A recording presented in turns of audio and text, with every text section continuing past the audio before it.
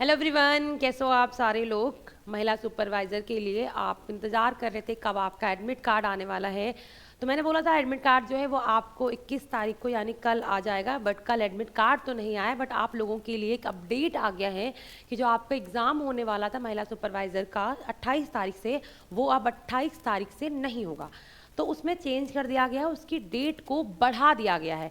अब देखो उसकी डेट कितनी बढ़ाई गई है, बहुत ज़्यादा डेट को तो नहीं बढ़ाया गया है कि 1 महीने का गैप हो, पर हाँ, पर डेट बढ़ा दी गई है। देखो डेट कितनी बढ़ाएगी वो हम देखते हैं। ये है, देखो अगर आप जाओगे ऑफिशियल साइट पे तो वहाँ पे आपको सेकंड नंबर पे एक नोटिस दिखेगा। वहाँ अगर आप उसे ओपन करोगे तो ये ऐसा खुल के आएगा। देखो इसमें क्या लिखा हुआ है, इन्होंने लिखा हुआ है, आप देखो कि कुछ आपके जो पहले की याचिकाएं थी उनको ध्यान में रखते हुए क्या हुआ है, जो पेपर आपका 28 फरवरी से शुरू होने वाला था, जो आपका महिला सुपरवाइजर का पेपर था वो आपका 28 फरवरी से शुरू होने वाला था, वो अब 28 तारीख से शुरू नहीं होगा। उसकी डेट को हमने आगे बढ़ा दिया गया। वो डेट कितनी आगे बढ़ाएगी, देखो क्या बोला गया है कि उन्होंने ये बोला है कि अब आपका 7/3/2025 को क्या होगा, इसकी परीक्षा होगी। मतलब क्या, पहले 28 को इसकी परीक्षा होने वाली थी, अब जो परीक्षा होगी वो आपकी 7 मार्च को होगी। कब होगी परीक्षा, वो होने वाली है आपको 7 मार्च को। मतलब बहुत ज़्यादा आपके पेपर की डेट को उन्होंने एक्सटेंड नहीं किया है।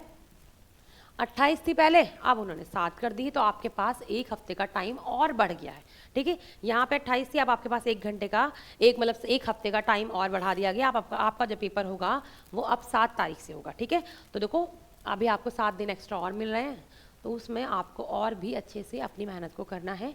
आपको पता चल चुका है कि पेपर कैसे होगा, कौन सी सेकंड पाली में होगा या फर्स्ट पाली में। वो आप उन दोनों पालियों को देख के उसी टाइम पे आप क्या करो, उसी टाइम पे अपने मॉक टेस्ट की प्रैक्टिस करो। ठीक है, उसी टाइम में आपको क्या करना है, उसी टाइम में आपको अपने मॉक टेस्ट की प्रैक्टिस करना है। जितना हो सके उतना आप मॉक टेस्ट की प्रैक्टिस करो और उसी टाइम पे करो, ताकि आपका माइंड एकदम से सेट हो जाए और एग्ज़ाम में जाके आप एकदम ऐसा रहे कि आपने सेट है आपका माइंड। तो आपको ज़्यादा पैनिक जो होता है ना एग्ज़ाम में जाके, होता क्या है कि हम यहाँ पे जब टेस्ट देते हैं तो हमारा फ़ोन बज रहा होता है, हम वो भी उठा लेते हैं, घर वाले बात देते हैं वो भी हम सुन लेते हैं। तो एग्ज़ाम में ऐसा नहीं होता। एग्ज़ाम में आपको 3 घंटे प्रॉपर बैठ के पेपर देना ही देना होता है। वहाँ पे ना फ़ोन बजता है ना ही कोई बुलाता है।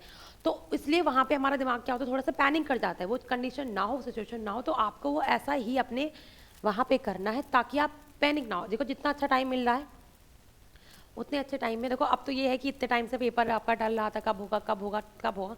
तो ये भी था कि लोग चाह रहे थे पेपर जितनी जल्दी हो जाए उतना ही अच्छा है।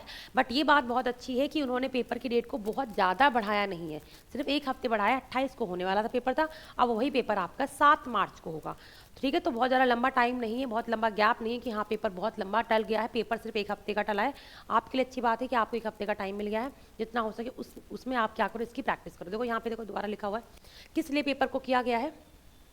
इन्होंने यहाँ पे देखो लिखा है कि माननीय उच्च न्यायालय द्वारा पारित अंतरिम आदेश के परिपालन के लिए उच्च याचिका के याचिकाकर्ता बार बार आपकी याचिका दे रहे थे, उसकी वजह से उन्होंने क्या किया, इस पेपर को थोड़ा सा पोस्टपोन किया। अंतर्गत केवल आंगनबाड़ी कार्यकर्ता सीमित सीधी भर्ती बैकलॉग एवं सीधी भर्ती पद कोड से संबंधित याचिका की वजह से ये क्या किया गया है, कुछ टाइम के लिए इस पेपर को टाला गया। देखो क्या है, आवेदक का सुनिश्चित करें कि उनके द्वारा आवेदन पत्र में दी गई संपूर्ण क्या है वो सत्य है। किसी भी स्तर पे आवेदक द्वारा प्रदत्त जानकारी असत्य पाने पे उसकी क्या मतलब निरस्त कर दी जाएगी। याद रखना जो भी बोल रहे हैं वो आपका क्या हो, असत्य। ठीक है, बैकलॉग की बात की जा रही है, तो जितना हो सके उतना आप टेस्ट दो अभी टाइम पे, और जो आपका लगता है कि रिवीजन को रह गया है उसे अच्छे से रिवाइज करो। आज 22 तारीख है, आपको पता है। अगर हम 22 की बात बोलें तो आज 22 और 7 अभी आपके पास टाइम है अच्छा, 7 दिन वो और 6 दिन ये है ना, 12-13 दिन का अच्छा टाइम है। तो आप इसमें अच्छा से चीज़ों को रिवाइज करो, जितना हो सके उतना प्रैक्टिस करो।